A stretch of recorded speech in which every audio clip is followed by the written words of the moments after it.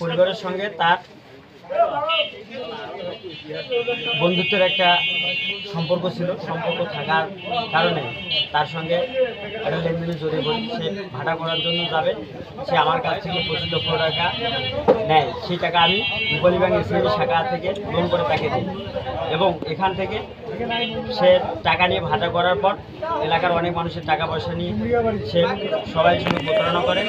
রানীবন্দর থেকে সে পালিয়ে যায়। পালিয়ে যাওয়ার পর 2 বছর পর আবার এলাকায় চলে আসিয়া বিভিন্ন স্থানীয় সরকার, এলাকার গণ্যমান্য আওয়ামী লীগের নেতৃবৃন্দ সবাই মিলে বিচার আচার করে। বিচারে সে একসময় আমাকে সম্পূর্ণ টাকা ফেরত দিয়ে বিদায় অনেক ডকুমেন্ট তৈরি করে দেয়, চেক দেয়, সময় নেয়।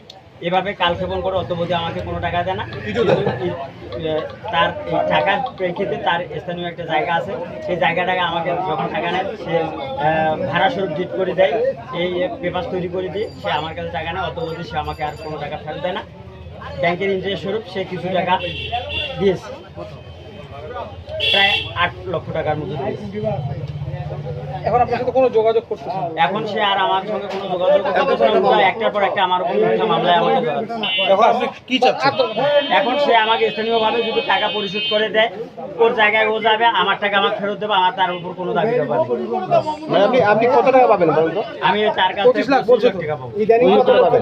আপনি কত টাকার মামলা করেছেন? আমি কোনো মামলা করি নাই তার কাছে। আমি শুধু তার সে সাদরা মামলা না না ঠিক আছে ভাই। ও আমার টাকা দিল।